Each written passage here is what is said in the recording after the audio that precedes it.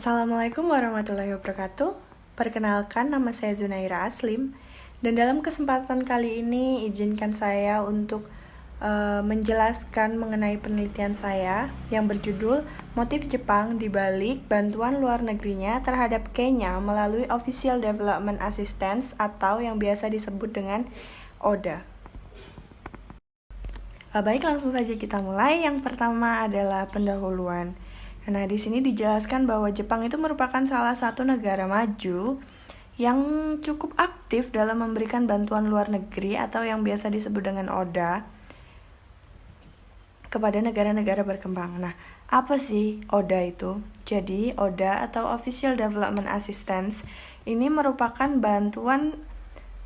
bantuan teknis finansial yang diberikan oleh pemerintah Jepang kepada beberapa negara berkembang sebagai bagian dari kerjasama ekonomi dalam upaya memberi dukungan pembangunan dalam bidang sosial dan ekonomi.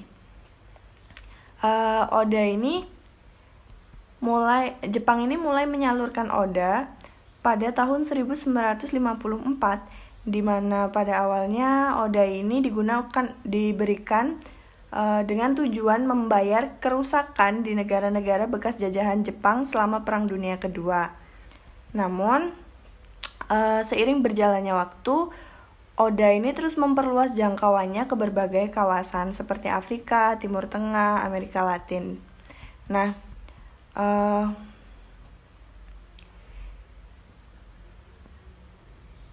ODA ini awalnya berfokus kepada kawasan Asia, tapi mulai tahun 2008 itu ODA tuh mulai mengubah fokusnya dari kawasan Asia ke kawasan Afrika. Nah, pergantian fokus ODA ini ditandai dengan Tokyo International Conference on African Development atau TICAD yang keempat. Nah, hal ini tuh dipertegas oleh pernyataan dari Perdana Menteri Jepang saat itu, di mana mereka berkomitmen untuk memfokuskan bantuan luar negerinya kepada Afrika dengan cara menaikkan volume bantuan luar negerinya menjadi 2 kali lipat per tahun 2008. Jadi mulai tahun 2008, bantuan luar negeri yang diberikan Jepang kepada Afrika itu naik menjadi 2 kali lipat dari bantuan luar negeri pada tahun sebelumnya. Nah,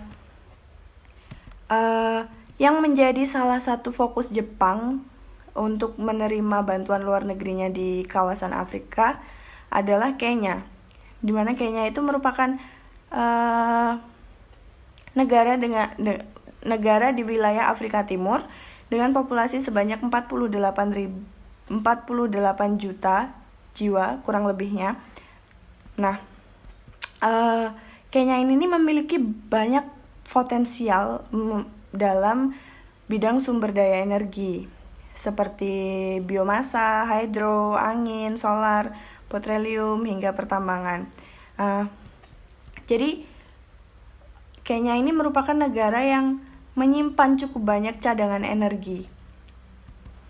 Tak hanya itu, Kenya ini secara geografis juga memiliki posisi yang cukup penting di kawasan Afrika Timur. Kenya juga berkontribusi dalam stabilitas perdamaian dan keamanan di kawasan Afrika Timur.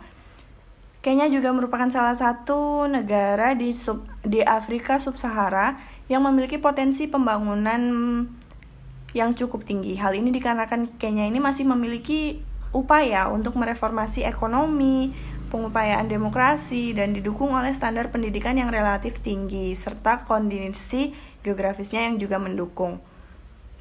Nah, untuk mendukung upaya-upaya yang dilakukan Kenya, Jepang ini memberikan bantuan luar negeri melalui ODA. Bantuan luar negeri yang diberikan Jepang ke Kenya itu lebih difokuskan kepada bantuan teknis, hibah, dan pinjaman lunak. Bidang yang menjadi prioritas dalam hubungan bilateral antara Jepang dan Kenya adalah infrastruktur, ekonomi, pertanian, kesehatan, pendidikan, dan lingkungan.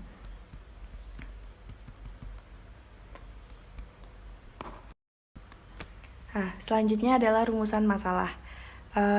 Jadi seperti yang sudah saya jelaskan di atas, bahwa awalnya ODA ini ada untuk memberikan bantuan luar negeri kepada negara-negara bekas jajahannya Jepang.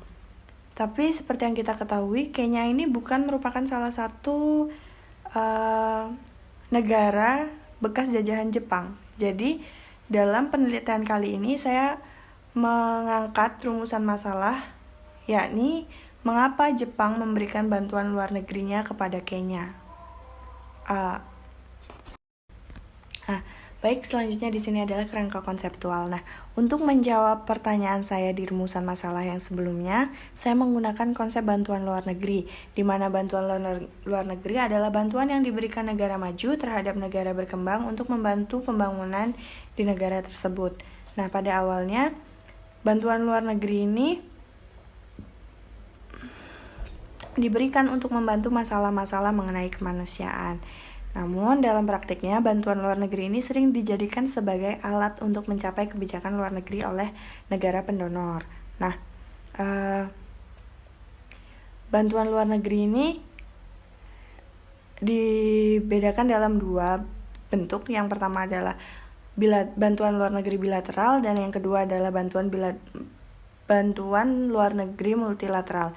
Nah, bantuan luar negeri bilateral ini adalah bantuan yang diberikan langsung oleh negara pendonor terhadap pemerintah, terhadap negara penerima. Sedangkan bantuan multilateral ini merupakan bantuan yang diberikan melalui organisasi internasional, LSM internasional, atau maupun pihak-pihak ketiga lainnya. Nah, bantuan luar negeri ini dibagi menjadi 3, yakni bantuan teknis, hibah, dan pinjaman lunak. Namun, seperti yang setelah saya katakan sebelumnya, bahwa saat ini bantuan luar negeri ini lebih dijadikan sebagai alat untuk mencapai kepentingan bagi negara pendonor. Nah, telah banyak sarjana yang mencoba untuk menerangkan bahwa dalam konsep bantuan luar negeri ini ada memiliki berbagai tujuan. Nah, salah satunya adalah Alan Rix. Alan Rix dalam bukunya yang berjudul Japan's Foreign Aid Challenge, Policy Reform and Aid Leadership, dia mengatakan bahwa bantuan luar negeri itu memiliki beberapa motif, dan ini dapat dibagi menjadi 4. Yang pertama adalah motif kemanusiaan, motif politik, motif keamanan nasional, dan motif kepentingan nasional. Di motif kemanusiaan ini,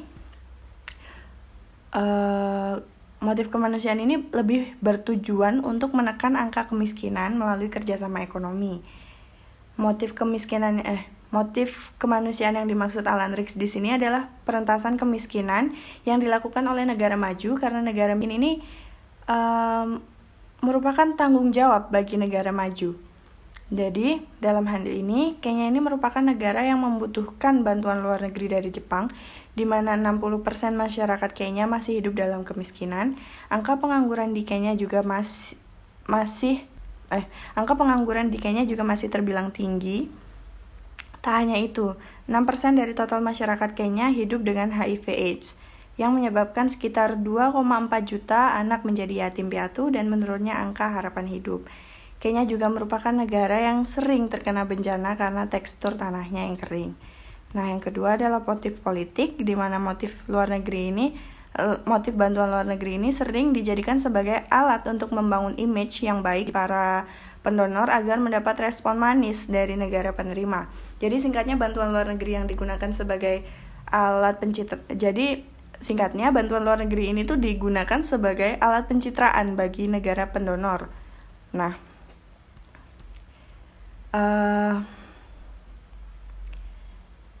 jika dilihat dari kasus Jepang dan Kenya, motif politik Jepang di sini adalah Jepang tuh ingin agar Cina itu tidak lebih mendominasi di Kenya atau di negara Afrika lainnya. Jadi Jepang itu takut bahwa Cina akan mengambil eksistensinya atau akan menggantikan eksistensinya di Kenya. Karena mengingat saat ini China itu sedang gencar-gencarnya memasuki kawasan Afrika dan mendekati negara-negara yang berada di daerah ke Afrika. Nah, yang selanjutnya adalah motif keamanan nasional. Ini bertujuan untuk memperkuat sektor perekonomian negara penerima sebagai landasan keamanan nasional.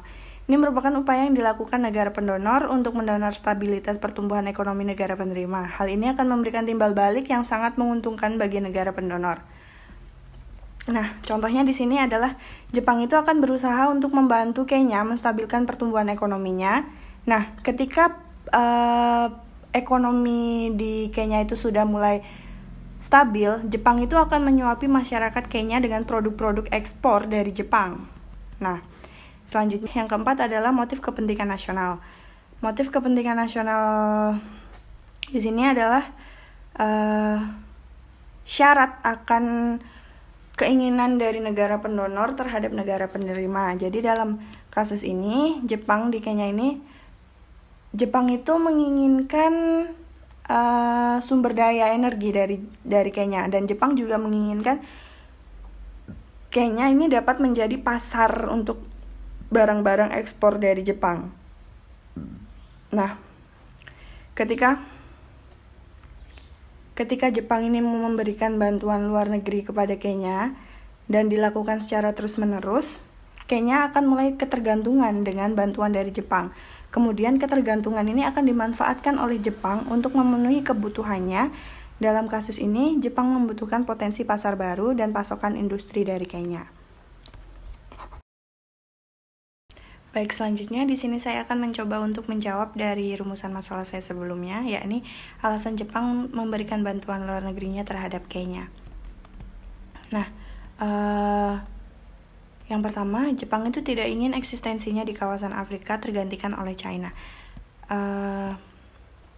Jadi, saat itu China itu sedang gencar-gencarnya untuk mendekati Afrika dan menunjukkan eksistensinya di Afrika. Hingga pada tahun 2014, tingkat pinjaman Tiongkok terhadap Kenya itu meningkat secara tajam dari 34 juta USD menjadi 3,73 miliar USD. Nah, hal ini diketahui oleh Jepang. Jadi, Jepang tuh tidak ingin kalah. Jepang akhirnya meningkatkan bantuan luar negerinya secara bertahap. Sebagai informasi, Jepang ini sudah mulai memberikan bantuan luar negerinya terhadap Kenya pada tahun 1973 dalam proyek bandara pesawat terbang Mombasa. Tapi meskipun hubungan bilateral antara Kenya dengan Jepang ini sudah terjalin cukup lama, tapi ternyata Jepang ini beberapa kali absen dalam kunjungan diplomasi ke Afrika. Namun, pada tahun 2014, kunjungan Perdana Menteri Abe ini menjadi simbol sebagai memulainya kembali hubungan diplomatik yang sempat redup dan menetapkan benua Afrika sebagai salah satu kepentingan Jepang. Nah, pada tahun ini pula pengaruh China di Afrika itu sudah mulai besar. Jadi banyak pihak yang mengatakan bahwa kunjungan yang dilakukan oleh Perdana Menteri ini hanya sebagai kunjungan yang pragmatis, di mana beliau ini ingin mengamati bagaimana sih hubungan antara China dengan Afrika. Jadi bagaimana pengaruh China di Afrika. Nah, selain itu, Abe juga mengindikasikan adanya tujuan kehadiran Jepang di Afrika, yakni untuk mereformasi Dewan Keamanan PBB, dan Jepang ini membutuhkan bantuan negara-negara di benua Afrika untuk mewujudkannya. Yang kedua adalah Jepang membutuhkan Kenya sebagai pemasok bahan bakar industri bagi Jepang. Seperti yang telah saya jelaskan sebelumnya bahwa Kenya ini memiliki sumber daya yang cukup besar. Jadi Jepang ini memerlukan alternatif baru untuk tetap mempertahankan eksistensinya di pasar industri. Nah, cara yang dapat dilakukan adalah dengan mencari tempat baru yang memiliki potensi untuk menjadi mitra dagang bagi produk-produk Jepang. Dan Jepang ini menargetkan Afrika. Karena negara-negara di Afrika atau khususnya di daerah sub-Saharan seperti Afrika Selatan, Kenya, dan Tanzania ini memiliki potensi besar. Nah, hal ini tuh kemudian membuat Jepang dan beberapa negara donor lebih berperan aktif untuk membangun Afrika menjadi benua yang lebih aman sekaligus untuk mendapatkan akses eksplorasi lebih lanjut dalam membangun potensinya. Nah, terlebih lagi saat kemudian beberapa eksplorasi ini menunjukkan potensi sumber daya alam seperti emas, berlian, minyak, dan gas alam yang besar di berbagai negara di Afrika yang dengan adanya, apalagi kalau ada emas, berlian, minyak, dan gas itu, jadi nanti Afrika bisa menjadi negara yang semakin besar gitu. Selanjutnya adalah Jepang memerlukan Afrika sebagai potensi pasar baru. Potensi pasar di Afrika yang besar ini kemudian turut menarik Jepang dalam mendapatkan ataupun memberikan produk industrinya ke dalam pasar Afrika. Nah, jadi Kenya ini merupakan salah satu negara sub-Saharan Afrika yang secara strategis memberikan dukungan bagi Jepang bila dibandingkan dengan negara lain. Nah, hubungan dekat Jepang dengan Kenya ini telah terbentuk sejak Jepang itu mengakui kemerdekaan Kenya pada tahun 1963. Pada tahun 2014, tahun yang sama saat Jepang mulai memberikan investasi, bantuan luar negeri, dan pembangunan yang terfokus di Kenya, angka impor dan ekspor antara Jepang dan Kenya ini ikut naik. Yang sebelumnya berada di angka 46 juta USD naik menjadi 60,9 juta USD. Nah, jadi kenaikan dalam jumlah ekspor dan impor dari Jepang yang Kenya ini menandakan adanya sinergi positif dari meningkatnya bantuan luar negeri dan investasi Jepang di Kenya yang semakin meningkat. Tidak hanya sebagai sinergi, namun kenaikan impor dan ekspor menandakan bahwa Jepang dan Kenya telah semakin membuka hubungan perdagangan dan pasar bagi kedua negara. Menandakan keberadaan Jepang untuk mendapatkan pasar baru di Kenya ini semakin kuat. Nah, yang terakhir adalah kesimpulan. Jadi, kesimpulannya Jepang ini merupakan salah satu negara yang sering mendonorkan bantuan luar negeri kepada beberapa negara di berbagai kawasan. Pada awalnya, Jepang ini lebih berfokus ke kawasan Asia, namun seiring berjalannya waktu, Jepang ini mulai memperluas jangkauannya hingga ke Amerika Latin, Timur Tengah, dan Afrika. Dari kawasan-kawasan tersebut, Jepang ini mulai memindahkan fokus dari Asia ke Afrika. Salah satu negara yang paling besar dalam menerima donor dari Jepang adalah Kenya. Secara geografis, Kenya ini dinilai cukup strategis. Tak hanya itu, Kenya juga memiliki peran yang cukup krusial di kawasan Afrika atau khususnya wilayah sub-Sahara Afrika. Ada berbagai alasan yang dapat menggambarkan maksud dari Jepang terhadap Kenya ini. Nah, alasan yang cukup masuk akal di sini adalah Jepang tuh tidak ingin eksistensinya di Afrika tergeser oleh Cina, mengingat saat itu Cina itu memang sedang gencar-gencarnya mendekati Afrika. Tak hanya itu, Jepang juga membutuhkan Kenya sebagai salah satu potensi pasarnya yang baru. Di mana pada tahun 2014 angka ekspor dan impor antara Jepang dan Kenya ini mengalami peningkatan, dan hal ini itu terjadi di tahun yang sama ketika Jepang mulai memberikan investasi, bantuan luar negeri, dan pembangunan yang difokuskan untuk Kenya. Nah, Kenya juga menjadi salah satu alternatif baru bagi Jepang untuk terus bertahan di dunia bisnis industrinya. Jepang membutuhkan Kenya sebagai alternatif pemasak bahan bakar, mengingat Kenya memang kaya akan bahan bakar. Sekian presentasi yang dapat saya sampaikan. Kurang lebihnya saya mohon maaf. Wassalamualaikum warahmatullahi wabarakatuh. Terima kasih.